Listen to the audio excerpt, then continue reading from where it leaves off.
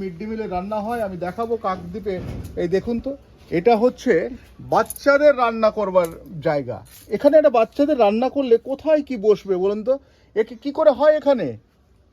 উনি আজকে তাড়াতাড়ি করে চলে গেছেন। কাদের সঙ্গে ম্যানেজ করে আপনি এগুলো করছেন?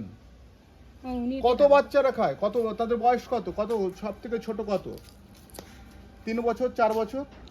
0 থেকে 3 আছে, 3 থেকে 6 আছে। জিরো নেই। সেই বলছি। হ্যাঁ, রোল।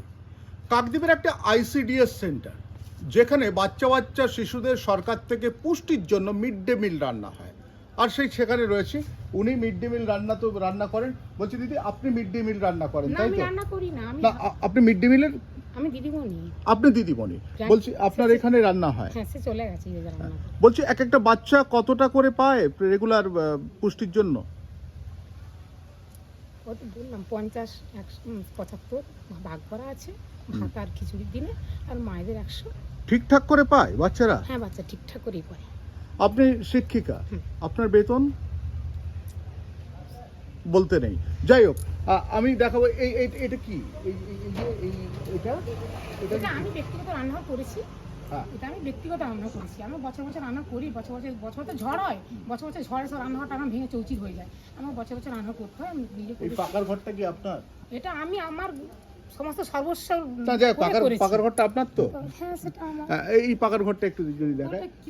পাকার ঘরটা, না পাকার ঘরটা ওটা তুলে যাবে, আপনি কংক্রিটে থাকেন। আর যেখানে বাচ্চাগুলোর রান্না হয়, মিড ডে মিলে রান্না হয়, আমি দেখাবো কাকদ্বীপে। এই দেখুন তো, এটা হচ্ছে বাচ্চাদের রান্না করবার জায়গা। এখানে একটা বাচ্চাদের রান্না করলে কোথায় কি বসবে বলুন তো? একে কি করে হয় এখানে? উনি আজকে তাড়াতাড়ি করে চলে গেছেন। কাদের সঙ্গে ম্যানেজ করে আপনি এগুলো করছেন? উনি কত বাচ্চারা খায়? কত তাদের বয়স কত? কত সব থেকে ছোট কত? 3 বছর 4 বছর? 0 থেকে 3 আছে, 3 থেকে 6 আছে। জিরো নেই। সেই বলছি। হ্যাঁ। মানে আমাদের যেগুলো নিয়ম সেগুলো আছে।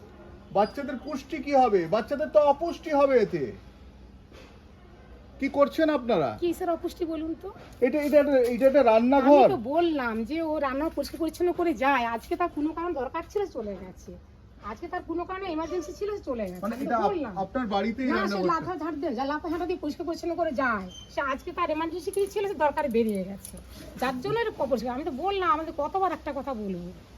দিদি, আপনার নামটা কি বলেছিলেন? আমি তো বললাম অর্চনা দাস। অর্চনা দি যদি পরিষ্কার করেই থাকে রেগুলার, এটা কিন্তু মনে হয় অনেক দিনের পুরনো।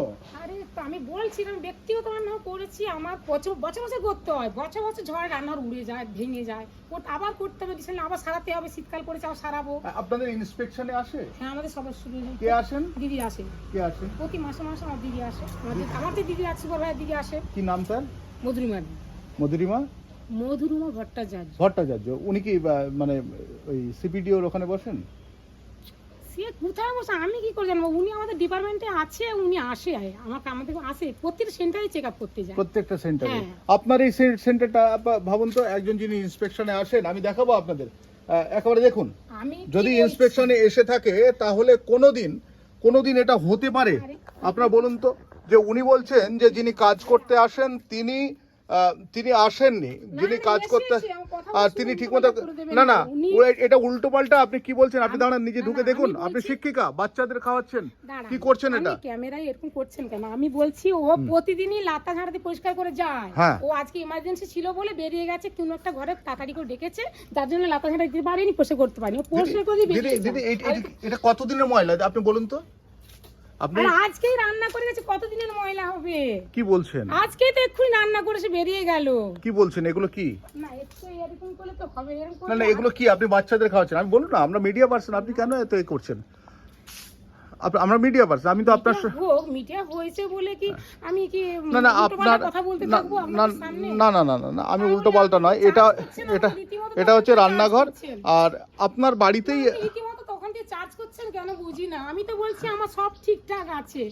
সব ঠিকঠাক আছে বলছে? ঠিকঠাক আছে, আমি তো বলছি। তখন থেকে আমাকে ব্যতিব্যস্ত করতে, আমি একটা অসুস্থ মেয়ে থাকি, আমি পারি না, আমার কষ্ট হচ্ছে তখন থেকে। এত কষ্ট বলা ঠিক না।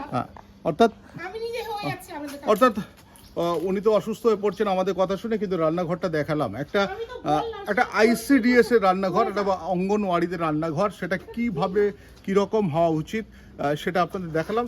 পরিচ্ছন্নতা এবং স্বাস্থ্যের দিকে লক্ষ্য করে যেখানে সরকার বারবার ধরে এটা করছে, ওনারা ইন্সপেকশন করতে আসে। ইন্সপেকশন কি করে? ওই একটা রান্নাঘর, এটা ইন্সপেকশন হয়? ইন্সপেকশন করে গেছেন এরকম? সত্যি এটা নিয়ে কিন্তু যথেষ্ট আমাদের মধ্যে একটা প্রশ্ন থাকলো, এবং যারা রয়েছেন তারা নিঃসন্দেহে একবার করে জানাবেন যে কি রকম ধরনের হওয়া উচিত বাচ্চাদের স্বাস্থ্য এবং তাদের সুস্থ রাখবার জন্য খাবারের জায়গাটা।